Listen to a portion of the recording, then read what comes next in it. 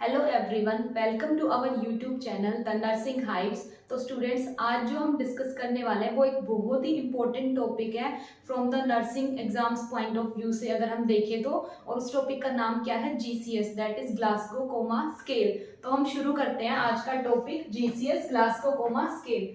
तो जो जीसीएस जो स्केल होता है वो किस लिए यूज करते हैं? वो यूज करते हैं to assess the level of consciousness. अब आप बोलोगे कि मैम लेवल ऑफ कॉन्शियसनेस क्या होता है? तो लेवल ऑफ कॉन्शियसनेस क्या होता है? That is how alert and responsive the patient is to the environment and stimuli around them. ये पढ़ने में थोड़ा सा डिफिकल्ट लग रहा है पर हम इसको समझते हैं, ठीक है। लेवल ऑफ कॉन्शियसनेस का मतलब है कि जो हमारा पेशेंट है वो हमारे एनवायरनमेंट के लिए, और अगर हम उसको कोई एक्सटर्नल स्टिमुलाई दे रहे हैं उससे वो क्या रिस्पॉन्स दे रहा है, ठीक है। जैसे हमारे एनवायरनमेंट में बहुत सारे स्टिमुलस प्रेजेंट होते हैं in the form of touch, pain, ठीक है, टेस्ट, ये सब जो होता है, ठीक है। तो उसके लिए जो पेशेंट है वो क्या रिस्पॉन्ड कर रहा है, कुछ रिस्पॉन्ड कर भी रहा है या नहीं, ये मेनली क्या डिपेक्ट करता है कि जो पेशेंट का न्यूरोलॉजिकल स्टेटस है वो कैसा है, ठीक है। इसको हम ज्यादातर रिलेट न्यूरोलॉजिकल कंडीशन से करते हैं, पर जो जीसीएस है वो हम सीवियर मेडिकल कंडीशंस और न्यूरोलॉजिकल कंडीशंस में तो हम चेक करते ही हैं, ओके। फिर हम देखते हैं कि जो ये स्केल होता है जीसीएस का, इसमें मिनिमम स्कोर हमारा कितना होता है? 3 होता है, ठीक है। और मैक्सिमम स्कोर हमारा जाता है 15। जो बच्चे हैं वो कंफ्यूज होते हैं मिनिमम स्कोर में, और इस पे बहुत बार क्वेश्चन पूछा जा चुका है। मिनिमम स्कोर जो होता है वो 3 होता है, 0 कभी नहीं होता है, ठीक है। कई बार हम कंफ्यूज होकर 0 मार्क करके आ जाते हैं और हमारा जो आंसर है वो गलत हो जाता है, तो जो करेक्ट आंसर है वो 3 होगा। अब अगर हम इस स्केल को थोड़ा सा देखें तो अगर जो है पॉइंट्स 15 मिल रहे हैं पेशेंट को आफ्टर चेकिंग द जीसीएस, तो इसका मतलब जो पेशेंट है वो क्या है? अलर्ट है और अवेक है, हमारा पेशेंट सही है एकदम। और अगर ये 8 से कम जा रहा है, ठीक है, अगर स्केल में 8 से इधर आ रहा है तो इसका मतलब पेशेंट जो है डीप कोमा की साइड बढ़ रहा है, और लेस देन 8 को हम क्या बोलेंगे? कोमा बोलेंगे।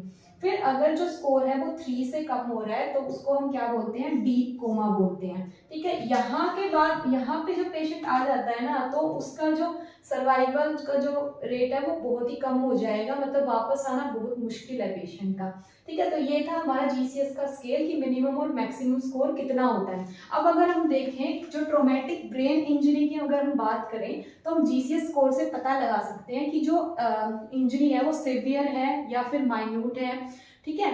तो स्कोर के अकॉर्डिंग हम कैसे पता लगाएंगे? अगर 3 to 8 में हमारा स्कोर आ रहा है तो सीवियर ब्रेन इंजरी होगा, 9 to 12 आ रहा है तो मॉडरेट ब्रेन इंजरी होगी, और माइनर कब बोलेंगे? जब 13 to 15 के बीच हमारा जीसीएस स्कोर होगा, ठीक है। तो इससे हमें क्या पता चला कि ट्रोमेटिक ब्रेन इंजरी किस स्केल से हम मेजर कर सकते हैं, ओके।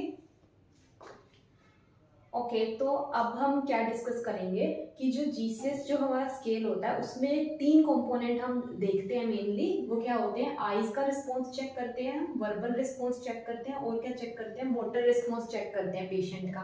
तो सबसे पहले अगर हम पेशेंट के पास जाते हैं, मतलब फर्स्ट टाइम जब हम देख रहे हैं पेशेंट को, तो उस टाइम जो हम जीसीएस स्कोर जो हम कैलकुलेट करेंगे उसको हम बोलते हैं बेस लाइन स्कोर, ठीक है। बेसलाइन से आप क्या समझ रहे हो? इसका मतलब ये है कि अगर नेक्स्ट टाइम जब आप इवेलुएट करोगे स्कोर को, तो आप उससे कंपेयर करके ये बता सकते हो कि पेशेंट की कंडीशन जो है वो सही हुई है या और ज्यादा डिटेरोरेट हो गई है ना। तो इसलिए सबसे पहले बेसलाइन ये वैल्यू हम हर किसी चीज में लेते हैं, लाइक हम टेम्परेचर भी बेसलाइन लेके चलते हैं, क्योंकि कई बार ऐसा नहीं कि सबका टेम्परेचर 98 ही नॉर्मल होगा, कई बार पेशेंट हाइपो में होता है। तो जब वो आता है उस टाइम जो कंडीशन थी, उसके बाद जब हम चेक करते हैं तो उसमें कुछ सुधार आया है नहीं, उसके लिए हम बेसलाइन स्कोर हम लेंगे, ठीक है। फिर इसको चेक करने के लिए अब एनवायरमेंटल स्टिमुलाई से अगर पेशेंट रिस्पॉन्ड कर ही जाता तो इसका मतलब तो उसकी कंडीशन इतनी खराब है नहीं। बट इस केस में क्या होता है, हमें क्या है, बाहर से स्टिमुलस प्रोवाइड करना पड़ेगा। अब जो वो स्टिमुलस होता है वो किस किस फॉर्म में हो सकता है? या तो वर्बल स्टिमुलस हो सकता है कि हम पेशेंट से बात करने की कोशिश कर रहे हैं, उसको बोल के इफेक्ट करने की कोशिश कर रहे हैं ताकि हम उसके रिस्पॉन्स को चेक कर सकें, ठीक है। या तो वर्बल होगा या फिर क्या होगा? पेन या प्रेशर,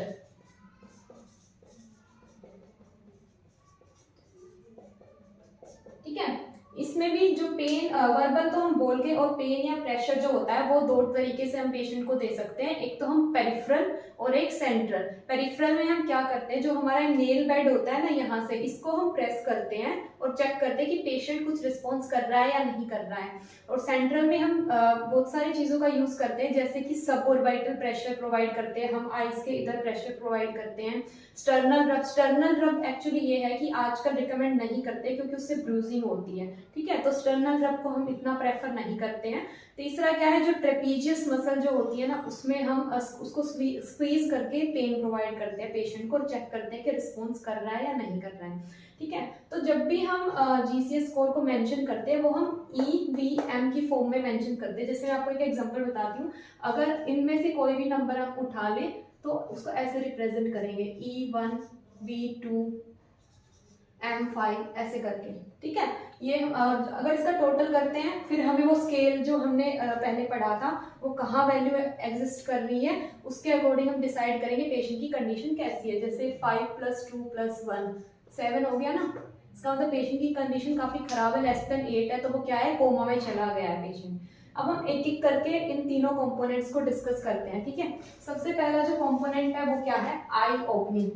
आई ओपनिंग का जो मैक्सिमम स्कोर होता है वो होता है 4, जिसमें क्या करता है, पेशेंट अपने आप से ही आंखें खोल लेगा, ठीक है। जैसे ही आप एंटर करते हो मान लो रूम में पेशेंट के, तो वो सडन अपनी आईज ओपन कर लेगा स्पॉन्टेनियसली, आपको कोई स्टिमुलस देने की नीड ही नहीं है, ठीक है। तो उसमें उस केस में 4 मार्क्स आएंगे। देन उसके बाद क्या है, वर्बल स्टिमुलाई। अब आप एंटर करते हैं पर पेशेंट ने अपनी आईज ओपन नहीं की, फिर आपने उनका नाम बुलाया, ठीक है, तो इस केस में आप क्या कर रहे हो, वर्बली पेशेंट को बुला रहे हो, तो जो स्कोर होगा 3 होगा। फिर आता है पेनफुल स्टिमुलाई। अब आपने पेशेंट से बात करने की भी कोशिश की पर फिर भी पेशेंट ने आईज ओपन नहीं की, फिर आप नेक्स्ट स्टिमुलस क्या दोगे, पेन। पहले ये नहीं है कि आप जाते ही पेनफुल स्टिमुलाई पेशेंट को देने लग जाओगे, नहीं, एक अप्रोच होता है कि आपको कैसे कैसे प्रोसीड करना है, ठीक है। थर्ड में आता है पेन वाला स्टिमुलाई।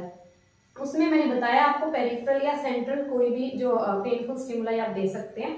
अगर पेन देने के बाद पेशेंट रिस्पॉन्ड करता है तो उसका स्कोर होगा E2। अगर ये तीनों स्टेप होने के बाद भी पेशेंट अपनी आईज ओपन नहीं कर रहा है तो इसका मतलब जो है स्कोर होगा 1, नो रिस्पॉन्स, ठीक है। तो इसमें भी ये क्वेश्चन पूछ सकते हैं कि आईज ओपनिंग वाले में मैक्सिमम स्कोर और मिनिमम स्कोर कितना होता है, ठीक है। अलग अलग कंपोनेंट का, तीनों का ही पूछ सकते हैं, वर्बल रिस्पॉन्स में भी पूछ सकते हैं मैक्सिमम स्कोर कितना होगा, ठीक है। तो फर्स्ट कंपोनेंट हमने डिस्कस किया। अब नेक्स्ट है वर्बल रिस्पॉन्स। वर्बल रिस्पॉन्स में जो मैक्सिमम है वो 5 है। इसमें जो है सबसे पहला है वो क्या है, वो है ओरिएंटेड। ओरिएंटेड का मतलब है हम पेशेंट से जाके पूछेंगे कि आपका नाम क्या है, आप अभी कहाँ पे हो, या फिर हम उनसे जहाँ वो एडमिट है हॉस्पिटल का नाम पूछेंगे, ठीक है, टाइम पूछ सकते हैं। अगर वो इन सब का क्वेश्चंस का आंसर बहुत सही दे रहा है तो इसका मतलब पेशेंट ओरिएंटेड है to time, place and person. हम 3 चीजों को हमेशा प्रेफरेंस देते हैं पेशेंट के ओरिएंटेशन चेक करने के लिए, ठीक है। तो पेशेंट का स्कोर हो जाएगा 5, फुल्ली ओरिएंटेड है। देन सेकंड आता है कंफ्यूज्ड। कंफ्यूज मतलब आपने क्वेश्चन किया कि आपका नाम क्या है पर वो कंफ्यूज है, वो किसी और का नाम ले रहे हैं, या फिर जगह का नाम जहां वो एडमिट है उन्हें नहीं पता है, कुछ और बता रहे हैं, तो इस केस में जो स्कोर आएगा वो आएगा 4। फिर आता है सेम क्वेश्चंस आप पुट अप कर रहे हैं बट वो इनअप्रोप्रिएट वर्ड्स बोल रहा है, लाइक प्लेस पूछ रहे हैं तो वो नाम बता रहा है, अगर नाम पूछ रहे हैं तो वो कुछ और ही, मान लो सब्जियों का नाम बता रहा है, इनअप्रोप्रिएट वर्ड्स यूज कर रहा है जो उस क्वेश्चन से मैच ही नहीं करता है, मतलब वो रेलेवेंट ही नहीं है उस क्वेश्चन का आंसर, तो उस केस में 3 आएगा। फिर उसके बाद आता है इनकॉम्प्रिहेंसिबल साउंड्स। अब इस केस में जब आप क्वेश्चन पूछोगे तो पेशेंट वर्ड्स का यूज ही नहीं करेगा, ओनली साउंड्स का यूज करेगा जो हम नहीं प्रेडिक्ट कर पाएंगे कि वो किस लिए है या फिर वो क्या रिप्रेजेंट कर रही है, ठीक है। तो जब वर्ड्स भी यूज नहीं करता है तो 2 मार्क्स आएंगे, उसको हम बोलते हैं इनकॉम्प्रिहेंसिबल साउंड्स।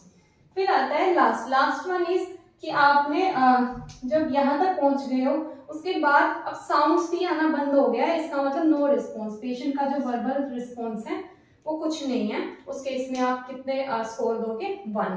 फिर हमारा जो थर्ड आता है लास्ट, वो है मोटर रिस्पॉन्स। मोटर रिस्पॉन्स में मैक्सिमम स्कोर होता है 6, ठीक है। इस केस में क्या होता है, जब आप पेशेंट को बोलते हो कि आप अपना राइट हैंड अप करो, ठीक है, तो वो अप कर लेगा। देन लेफ्ट हैंड, मतलब आप उसको कमांड्स फॉलो करने के लिए बोल रहे हो और वो अच्छे से वो चीजें फॉलो कर रहा है, ठीक है, तो उस केस में उसकी जो मोटर एक्टिविटीज है वो इंटैक्ट है, ठीक है, तो उसमें स्कोर कितना होगा, 6 होगा। देन आता है 5 कब होगा, जब पेशेंट को आप पेन प्रोवाइड कर रहे हो। पेन कैसे, वही जो मैंने पेनफुल स्टिमुलाई बताया था, पेरिफेरल और सेंट्रल, या तो नेल बेड्स पे कर रहे हो या स्टर्नल जो कि कम प्रेफर करते हैं, या फिर सबऑर्बिटल पेन, ठीक है। उसमें क्या होगा, अगर आप मान लो यहाँ पेन प्रोवाइड कर रहे हो, जस्ट एन एग्जांपल, तो पेशेंट क्या करेगा, अपने दूसरे हैंड से यहाँ से आपको हटाने की कोशिश करेगा, मतलब पेशेंट लोकलाइज कर रहा है पेन को कि उसको पेन कहाँ हो रहा है, तो आप स्कोर दोगे 5। फिर आता है विड्रॉज टू पेन। अब इन दोनों में कंफ्यूजन होता है, लोकलाइज में क्या करता है, वो पूरी तरह से हटा देगा आपको जहां पेन प्रोवाइड कर रहे हो, पर 4 मार्क्स कब दोगे, जब पेशेंट उस हैंड तक जाने की कोशिश कर रहा है पर वहां तक जाते जाते फिर वापस आ जाता है, ठीक है। इस केस में उसने पूरी तरह से आपको रिमूव नहीं किया है, वो उस जगह जाके वापस आ गया है, that means withdraws to pain. Then आता है थर्ड में क्या है, एबनॉर्मल फ्लेक्शन। एबनॉर्मल फ्लेक्शन किस टाइप का पोस्चर है, जैसे आप पिक्चर में देख सकते हो, ठीक है। इसमें 3 मार्क्स दोगे जब आप पेशेंट को पेन प्रोवाइड करोगे, वो एबनॉर्मल फ्लेक्शन का पोस्चर ले लेगा, और इस कंडीशन को हम बोलते हैं डीकोर्टिकेट। ये बहुत इंपॉर्टेंट क्वेश्चन है, बहुत बार पूछा भी जा चुका है। इसमें क्या होता है, कॉर्टेक्स एरिया इफेक्ट होता है, और इसका आप कैसे याद रख सकते हो, इसमें आता है COR, ठीक है, यहां से याद कर सकते हो कि कॉर्टेक्स एरिया इफेक्ट हो रहा है। फिर आता है abnormal extension, that is score 2। इसमें क्या है, इसको हम बोलते हैं डीसेरिब्रेट, ठीक है। इस पोस्चर इसमें आप ऐसे याद भी कर सकते हो कि जो डीसेरिब्रेट है उसमें बहुत सारे ई आ रहे हैं, दैट मीन्स एक्सटेंशन होगा, है ना। ये बस एक सिंपल ट्रिक है कि ताकि आप फ्लेक्शन और एक्सटेंशन वाले में कंफ्यूज ना हो कि डीकोर्टिकेट कब बोलेंगे और डीसेरिब्रेट कब बोलेंगे, ठीक है। इसमें आप पिक्चर में देख सकते हो कि एबनॉर्मल एक्सटेंशन कैसे होगा जब पेन प्रोवाइड करोगे।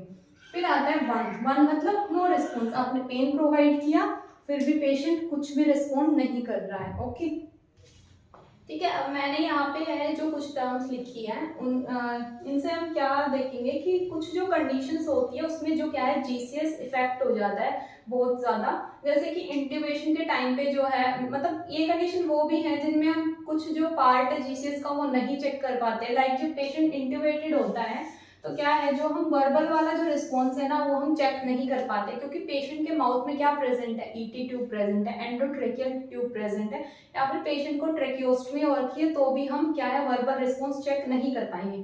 उस केस में हम क्या लिख सकते हैं, हम नो रिस्पॉन्स नहीं लिखेंगे, ठीक है, मतलब हम ऐसा सोच सकते हैं इनकेस ईटी नहीं होगी तो पेशेंट का वर्बल रिस्पॉन्स हो सकता है ना। अब ईटी प्रेजेंट है तो हम इसको इस तरीके से रिप्रेजेंट कर देते हैं, वीईटी करके, और अगर ट्रेकियोस्टमी प्रेजेंट है तो वीटी करके रिप्रेजेंट कर सकते हैं, ठीक है, कि पेशेंट के माउथ में जो है ट्यूब प्रेजेंट है। ऐसे ही जब सिडेशन जब पेशेंट को चल रहा होता है तो वो जीसीएस को इफेक्ट करता है, कम कर देता है, ठीक है, मतलब नॉर्मली जितना होना चाहिए उससे कम ही वैल्यू आएगी। फिर जो बोन इंजरी होगी उस केस में क्या, मोटर मूवमेंट्स इफेक्ट हो जाएंगी, तो जीसीएस की वैल्यू भी क्या होगा, अफेक्ट हो जाएंगी। ऐसे ही पैरालाइज जो कंडीशन होती है उसमें भी जीसीएस की वैल्यू इफेक्ट हो जाती है, ओके। और कई बार ऐसे होता है, कुछ इंजरीज ऐसे होती है लाइक आईज में एडिमा हो गया है, ठीक है, या फिर सबऑर्बिटल इंजरी हो गई है, उस केस में भी क्या है, पेशेंट को आईज ओपन करने में क्या है, प्रॉब्लम होगी, और जितना हम मतलब खुद से देख पा रहे हैं एडिमा है तो उस केस में भी हम गलत जज कर सकते हैं कि पेशेंट आईज ओपन नहीं कर पा रहा है। तो कुछ ये कंडीशंस है जिसमें जो है जीसीएस अगर हम चेक भी करते हैं तो हमें थोड़ा कम ही पता चलेगा, ओके। आई होप यहाँ तक आपको समझ आया होगा।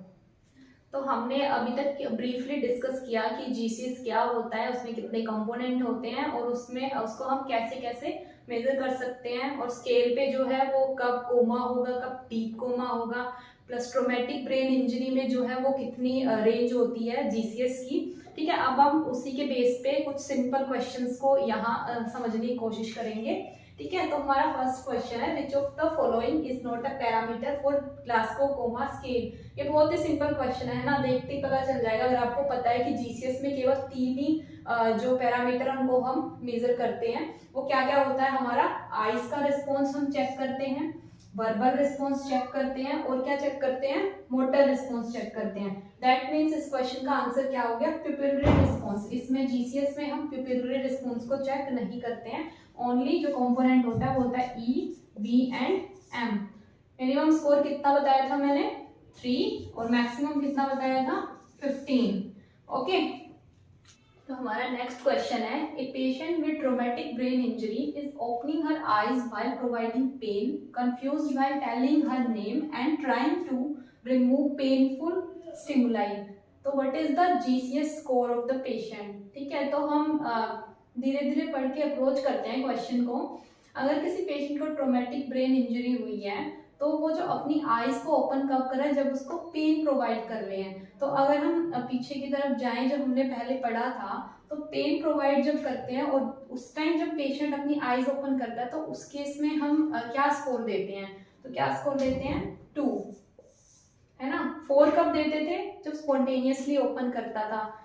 देन 3 जब हम वर्बली कोई स्टिमुलस देते हैं, फिर उसके बाद पेन आता है ना। तो ई का जो है वो क्या वैल्यू आएगा यहाँ पे 2। फिर आता है confused while telling her name. अब जो पेशेंट है अगर वो अच्छे से टाइम प्लेस पर्सन में ओरिएंटेड है तो दैट मीन्स हम कितना स्कोर देते थे 5 देते थे, है ना। बट इस केस में क्या है, वो कंफ्यूज है, वो अपना नाम सही से नहीं बता पा रहा है। तो इसका मतलब क्या है, जो बी का जो वैल्यू है वो क्या होगा 4 होगा। ओके, फिर है trying to remove the painful stimuli. इसका मतलब जो पेशेंट है वो पेन को लोकलाइज कर पा रहा है अगर वो स्टिमुलस को रिमूव कर रहा है तो, है ना। तो इसका मतलब जो हमारा मोटर रिस्पॉन्स है वो 6 कब देते हैं, जब फॉलोज कमांड, अच्छे से कमांड फॉलो कर रहा है। देन आता है हमारा 5, जब हम पेन प्रोवाइड करते हैं, पेन को लोकलाइज करता है। तो इसमें एम क्या आएगा 5। तो इसका मतलब इस क्वेश्चन का आंसर होना चाहिए E2, V4 एंड M5। अभी आपको किस ऑप्शन में दिख रहा है, कई बार हम कंफ्यूज हो गए, जैसे ये और ये ऑप्शन थोड़ा सिमिलर लग रहा है तो हम इतना हैप्पीजार्ड में ना ये वाला मार्क करके आ जाएंगे और हमारा आंसर क्या हो जाएगा, गलत हो जाएगा। तो हमेशा ऑप्शंस में भी हमें पूरा 1 मिनट लेना है और पूरा चेक करके कि हमने गलत मार्क तो नहीं कर दिया है। तो इस क्वेश्चन का आंसर हो जाएगा B, that is E2, V4 and M5। Assessing the level of consciousness of a patient using Glasgow Coma scale, which of the following score represents the best motor response from the patient? हमारे option है 4, 5, 6 and 1। अब इसमें क्या पूछ रहा है कि जो जब हम चेक करते हैं ग्लासगो कोमा स्केल पे पेशेंट का मोटर रिस्पॉन्स, तो बेस्ट मोटर रिस्पॉन्स के लिए हम क्या स्कोर देते हैं। तो वो हमने डिस्कस किया था अलग अलग आइज ओपनिंग के लिए, वर्बल रिस्पॉन्स के लिए और मोटर रिस्पॉन्स के लिए भी, कि बेस्ट स्कोर क्या होता है। ठीक है, आइज के केस में कितना होता है 4 होता है ना, जब स्पॉन्टेनियसली आइज ओपन करता है पेशेंट। ठीक है, और वर्बल के केस में कितना होता है 5 होता है, जब पेशेंट फुल्ली ओरिएंटेड होता है to time place and person, अच्छे से रिप्लाई करता है जो भी हम क्वेश्चंस पूछते हैं। और मोटर के केस में जब पेशेंट बहुत अच्छे से कमांड ओबे कर रहा है, उस केस में जो मैक्सिमम जो बेस्ट स्कोर होता है वो होता है 6। तो इस क्वेश्चन का आंसर क्या होगा 6 होगा। ठीक है, इस क्वेश्चन के साथ हमने आइज और वर्बल रिस्पॉन्स को भी डिस्कस कर दिया कि उसमें बेस्ट स्कोर कितना होता है। ठीक है, और 1 तो यहाँ हो ही नहीं सकता क्योंकि उसमें तो क्या होता है नो रिस्पॉन्स होता है, तो बेस्ट तो हम इसको वैसे ही नहीं बोल सकते क्योंकि नो रिस्पॉन्स है। ठीक है, now next question is a patient of head injury opens his eyes on painful stimuli but not on commands. अब हम यहीं पे पॉज करते हैं। ठीक है, यहाँ तक हम देखते हैं कि आइज का रिस्पॉन्स क्या है। ठीक है, उसको हम क्या स्कोर देंगे, और आपको ऐसे रेंज देख के कंफ्यूज नहीं होना है। सेम ही जैसे हमने पहले वाला क्वेश्चन किया था ना, वैसे ही हम करेंगे। ठीक है, तो आइज का देख लेते हैं हम, open his eyes on painful stimuli. अब हम रिमाइंड करते हैं कि हम 4 देते हैं जब स्पॉन्टेनियस ओपन करता है, जब हम वर्बल स्टिमुलाई देंगे तब 3, फिर उसके बाद पेन आता है। तो इसका मतलब आइज का क्या है यहाँ पे 2। ओके, फिर आता है हमारा ही localises the site of the painful stimulus. ये तो हमारे पहले वाले क्वेश्चन में भी सेम ही था कि जब पेन को लोकलाइज करता है, दैट मीन्स जो यहाँ पे मोटर रिस्पॉन्स है, ठीक है, वो क्या है, सबसे पहले क्या आता है फॉलो कमांड्स, तब हम कितना देते हैं 6। देन आता है लोकलाइज पेन की पेशेंट पेन को रिमूव कर दे रहा है, मतलब लोकलाइज कर रहा है कि हाँ उसको हम कहाँ पेन दे रहे हैं। इसका मतलब जो यहाँ पे मोटर रिस्पॉन्स का स्कोर है वो कितना आएगा 5। फिर उसके बाद है एडमिटर्स इनकॉम्प्रिहेंसिबल साउंड्स। अब जब वर्बल रिस्पॉन्स की हम बात करते हैं तो इनकॉम्प्रिहेंसिबल साउंड्स बहुत लास्ट में आता है। सबसे पहले क्या आता है कि पेशेंट ओरिएंटेड, अच्छे से टाइम प्लेस पर्सन सभी चीजें हमें वर्बली बता रहा है। फिर आता है कंफ्यूज, कि वो कंफ्यूज है कि टाइम की जगह कुछ और बोल रहा है, ठीक है, नेम की जगह कुछ और बोल रहा है। फिर उसके बाद आता है इनकॉम्प्रिहेंसिबल वर्ड्स, है ना, देन इनकॉम्प्रिहेंसिबल साउंड्स आता है। तो यहाँ पे जो है वो क्या होगा, वर्बल रिस्पॉन्स कितना है, 2 है, क्योंकि 1 होते ही तो क्या हो जाएगा, नो रिस्पॉन्स, की पेशेंट कुछ रिस्पॉन्स ही नहीं कर रहा है। फिर अगर हमें रेंज का पता करना है तो क्या करेंगे, हम इनको टोटल कर लेंगे। टोटल कितना आ रहा है, 5 + 2 7, 7 + 2 9। दैट मीन्स इस क्वेश्चन का आंसर क्या हो जाएगा, बी, 9 to 10, है ना, क्योंकि हमारा जो टोटल है वो आ रहा है 9। ठीक है, next is a score of 3 in Glasgow coma scale indicates, first is deep coma, then lethargy, fully responsive person, और लास्ट वन इज कोमा। तो हमने जो स्केल डिस्कस किया था, आप लोगों को याद ही होगा, उसमें हमने देखा था कि जो मिनिमम स्कोर होता है वो होता है 3, मैक्सिमम जो स्कोर होता है वो होता है 15, और ये हमें कहाँ से मिला है, जो हमने जो बेस्ट स्कोर था ना, जैसे आईज वाले में कितना था 4, वर्बल का कितना था 5, एंड मोटर का कितना था 6, इनको ऐड करके ही मिला है ना, इन तीनों कंपोनेंट को ऐड करते हैं तो हमें मिलता है 15, और इनका जो लोएस्ट स्कोर था वो था 1, 1 and 1, इनको ऐड करते हैं तो 3, तो इसका मतलब क्या हो गया, मिनिमम 3 और मैक्सिमम 15। ठीक है, अब यहाँ पे अगर हम 8 से कम जाते हैं तो पेशेंट कहाँ जा रहा है, डीप कोमा की ओर जा रहा है। तो यहाँ पे हमने डिस्कस किया था कि जब स्कोर 3 होता है तो डीप कोमा होता है ना, और फुल्ली रिस्पॉन्सिव कब बोलेंगे, जब स्कोर 15 होता है तब patient fully alert and responsive होता है, और कोमा कब बोलेंगे, जब यहाँ स्कोर 8 का होगा या लेस देन 8 होगा, है ना। यहाँ पे कंडीशन क्या होती है, कोमा की कंडीशन होती है, बट डीप कोमा कब होगा, जब स्कोर 3 होगा। तो इस क्वेश्चन का आंसर क्या हो जाता है यहाँ पे, डीप कोमा। तो आज हमने बहुत ही ब्रीफली डिस्कस किया है जीसीएस स्केल को, उससे रिलेटेड हमने कुछ क्वेश्चंस किए हैं। आप इसके और भी क्वेश्चन प्रैक्टिस कर सकते हैं, ठीक है, डिफरेंट बुक से। अगर आपको कोई डाउट आ रहा है तो वो आप पूछ सकते हैं, ठीक है। आई होप आपको जो ये जीसीएस का जो वीडियो है ये अच्छा लगा होगा, पसंद आया होगा। Thank you everyone.